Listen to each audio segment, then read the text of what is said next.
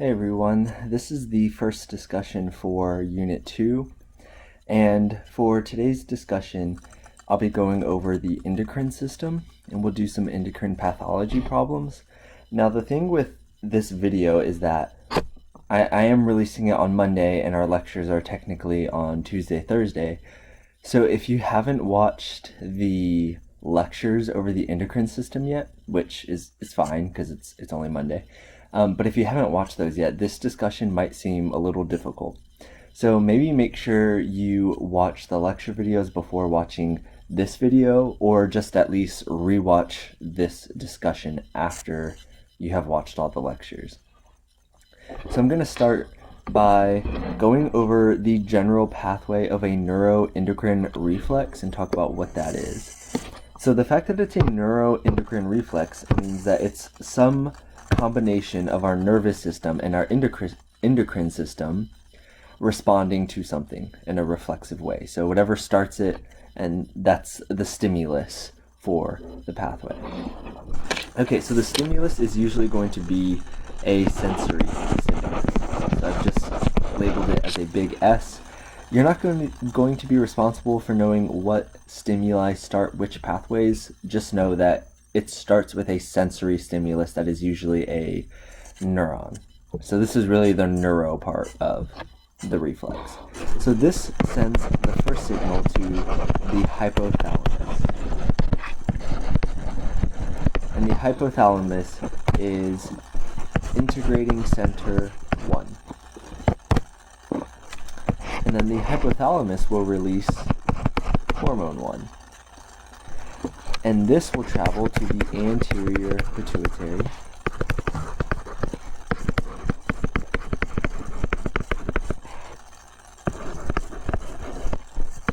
And the anterior pituitary is our integrating center 2. So the integrating center is just saying that it gets some message and then sends out another message. So anterior pituitary is integrating center 2. So the function of hormone 1 is to send out hormone 2. So the function of hormone 1 is to tell the anterior pituitary to release hormone 2. Meaning hormone 1 is a tropic or trophic hormone. You will often see kind of both words used. There might be a slight difference, but in this class we're going to consider tropic and trophic to be the same. So hormone 1 is a tropic hormone because its job is to release hormone 2, or to at least signal the release of hormone 2. So then hormone 2 is going to go to an endocrine gland.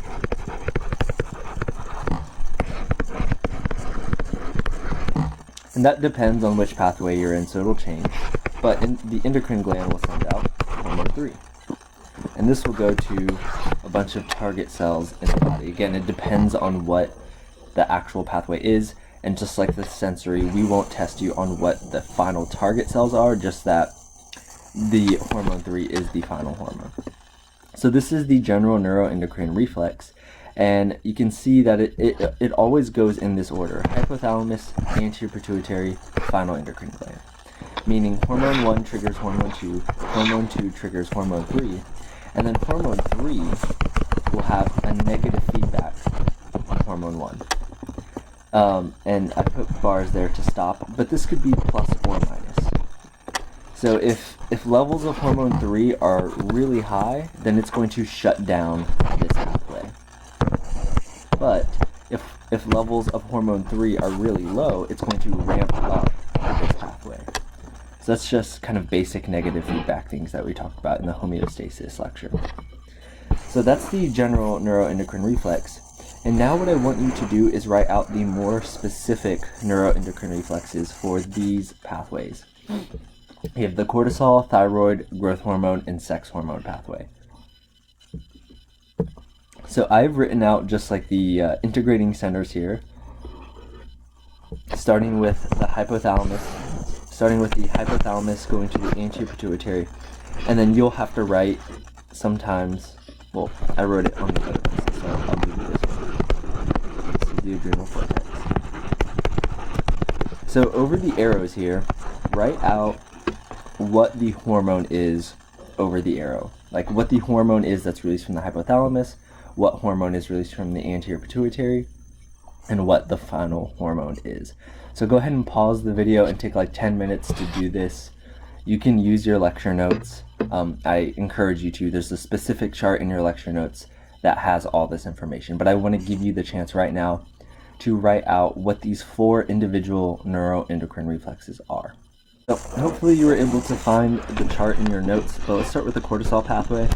The hypothalamus releases CRH, corticotropic releasing hormone, which goes to the anterior pituitary and tells it to release ACTH, adrenocorticotropic releasing hormone, which goes to the adrenal cortex and tells it to release cortisol. So those are the pathways. In the thyroid pathway, the hypothalamus releases TRH, thyroid releasing hormone, which goes to the anterior pituitary, tells it to release TSH, and then TSH goes to the thyroid and tells it to release T3 or T4. Alright, now the growth hormone pathway. The hypothalamus will release growth hormone releasing hormone, GHRH. This will go to the anterior pituitary to tell it to release growth hormone. Now there's another side of this. The hypothalamus releases something that blocks the release of growth hormone, and that is somatostatin. The abbreviation for somatostatin is GHIH, growth hormone inhibiting hormone. Alright, the last pathway here, we have the sex hormones. The hypothalamus will release GnRH, which will go to the anterior pituitary and tell it to release FSH and LH, which will go to the gonads and release the sex hormones.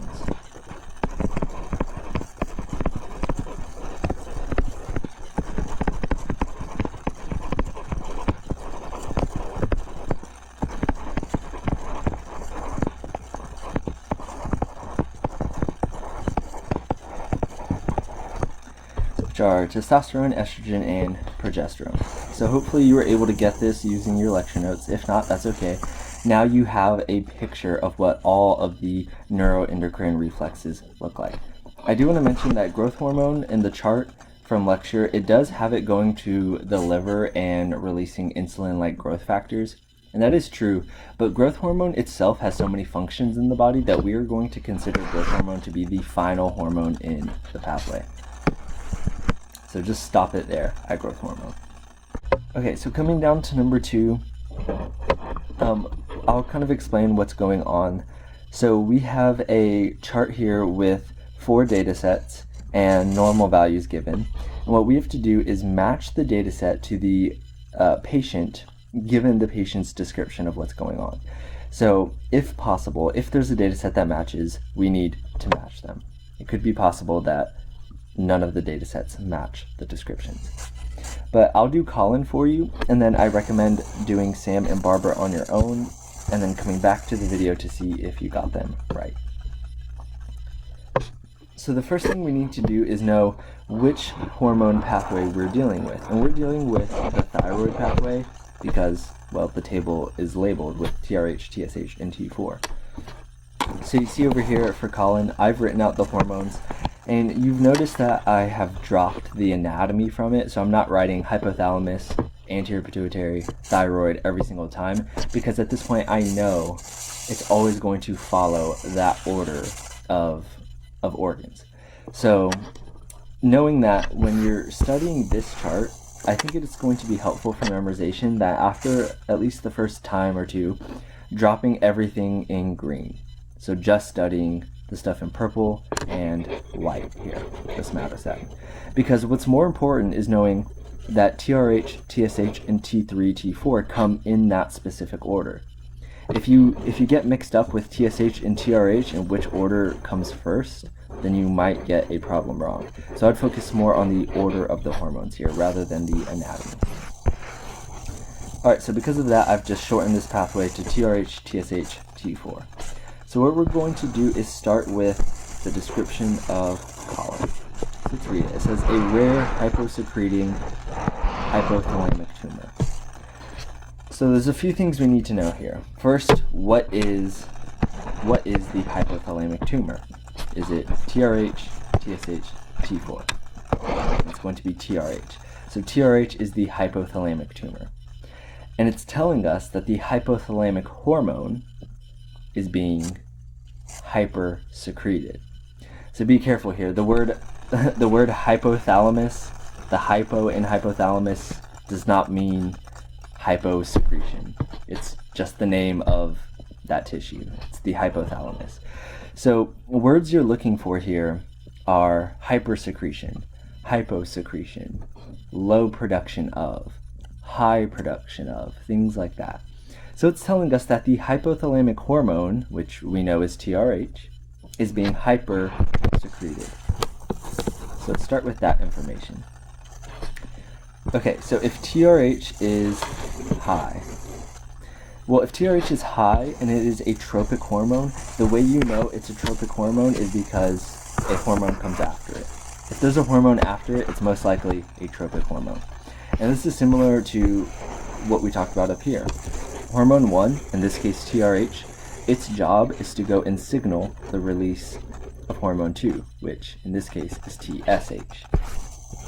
So TRH is tropic. If there's a high amount of TRH, there should be a high amount of TSH. Okay, and then you have to think, okay, well, is TSH tropic? And again, if there's a hormone after it, it's most likely that it's tropic. So TSH's job is to go to the thyroid and tell the thyroid to release T4. So if there's a lot of TSH, I would expect a high amount of T4. But we're not done yet. There's one other thing we have to consider. T4 should go back to the hypothalamus here, back to TRH, and tell the hypothalamus to shut down this pathway. However, that's not happening. So even though T4 is high, the negative feedback is not working. TRH is not responding appropriately to this negative feedback. So we are going to say this is our problem. That's the problem. And when deciding what kind of pathology this is, you have kind of two parts to the pathology. You have either primary or secondary, and then a hypo or hyper secretion. So your way of determining primary versus secondary is if the pathology occurs above this line, it is a secondary pathology. If it occurs below this line, it is a primary pathology. So visually, that's what it looks like. So maybe just from that, you might be able to tell, okay, well, the pathology we're dealing with right now is a secondary pathology. But I want to give a little bit more context on how I drew this line. So this line is drawn from the definitions of a primary and secondary pathology given to you in lecture. And what Dr. Cheng talked about in lecture is that a primary pathology is one that affects the final hormone in the pathway. So you can see here, that green line, it's dividing the final hormone from the other two hormones. That's why below that line is a primary, because that's the final hormone in the pathway. The secondary pathology definition is anything that affects a tropic hormone. And as we talked about before, if there's a hormone coming after another hormone, then the first hormone was a tropic hormone. So TRH is a tropic hormone, TSH is also a tropic hormone. If anything occurs up there in this diagram, it is a secondary pathology. So because I circled where TRH, or because I circled above that line, the fact that TRH was the problem, it is a secondary pathology. And because TRH is high, this is a hypersecretion.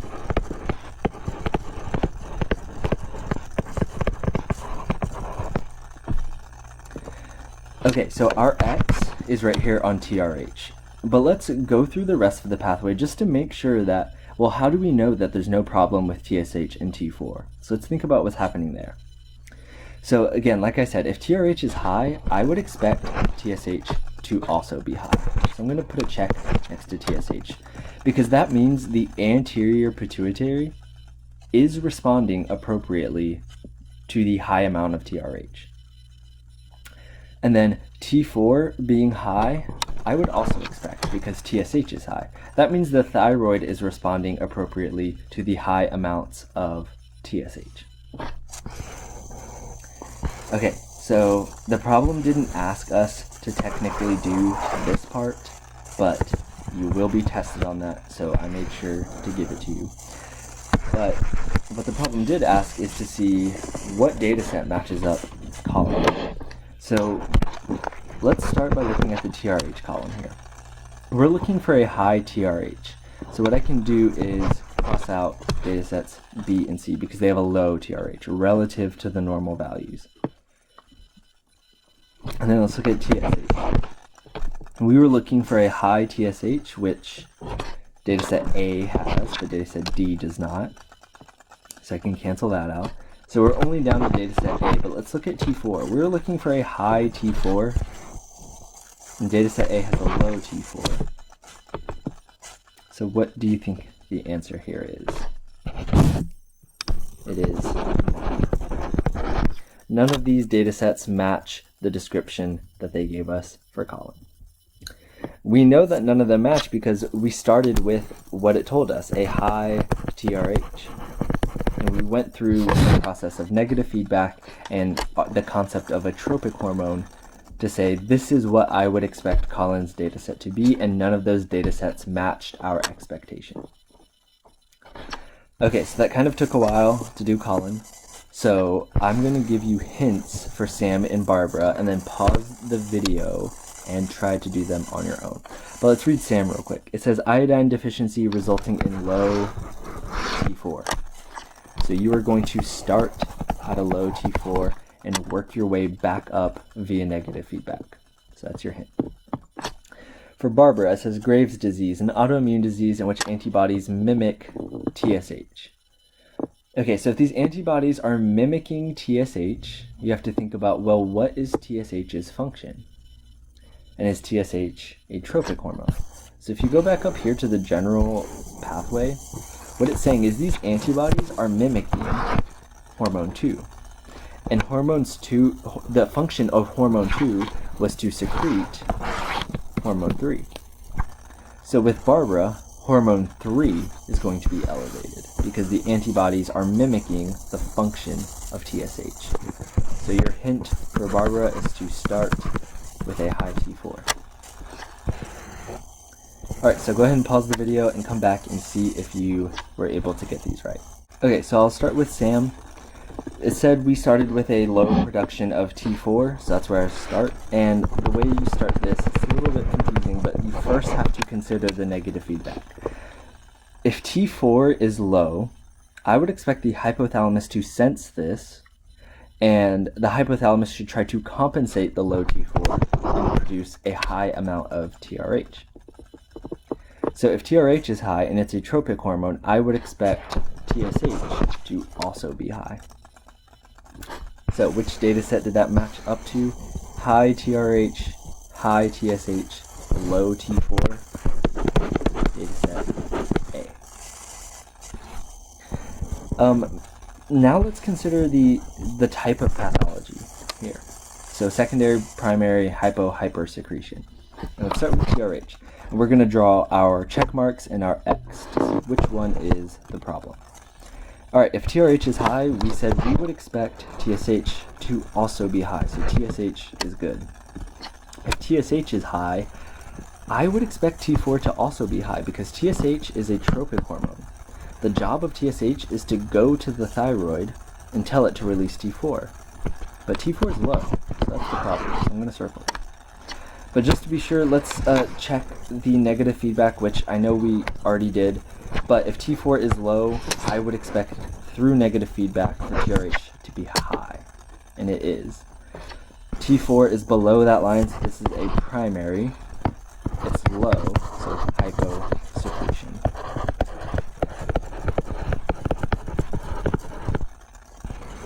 Okay, let's do Barbara. So it says to start with a high amount of T4, and again, that was because the antibodies were mimicking TSH. They were mimicking TSH.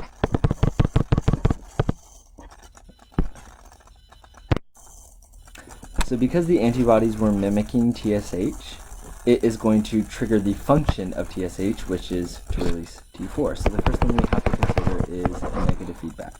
If there's a high amount of T4, the hypothalamus should sense this and decrease the amount of TRH. And if TRH is a tropic hormone and it's low, then TSH should also be low. So which data set did that match to? Low TRH, low TSH, but high T4? Data set B. Okay, but again, let's consider the type of pathology: primary, secondary, hypersecretion. And let's just start at TRH. Like we said, if TRH is low, I would expect TSH to also be low because TRH is a tropic hormone. If TSH is low and it is a tropic hormone, I would expect T4 to also be low, but it's not. So T4 is the problem. Through negative feedback, like we said before, if T4 is high, I would expect TRH to be low, which it is. So TRH is good. So the problem is below that line, or it's in the final hormone of the pathway. So it's a primary pathology, and this is a hypersecretion.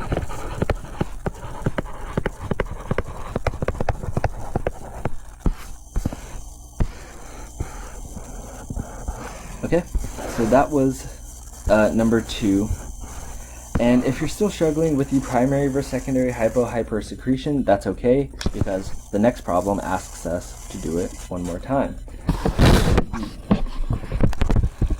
So, number 3 says, what is the pathology of data set D? So I'm just going to write out TRH, TSH, T4. And we don't have arrows here because we don't have a description of what's going on, but luckily we have the actual data set and we can just compare that to the normal values to get our arrows.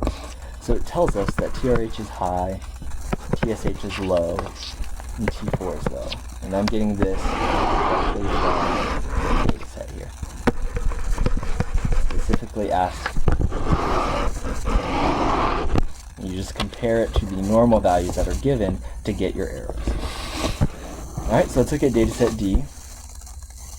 If TRH is high, I would expect TSH to also be high. But it's not. So I'm going to put an X here on TSH. I'm going to circle it. But let's just finish off the pathway. If TSH is low, I would expect T4 to also be low. And it is. So T4 is fine. And through negative feedback, if T4 is low, I would expect TRH to be high. And it is. So the hypothalamus is fine. So the problem is TSH. Is this the last hormone in the pathway? No. So this is a secondary pathology. And then to determine hypersecretion, you just look at the arrow attached to the hormone. This is a hypersecretion, secondary hypersecretion.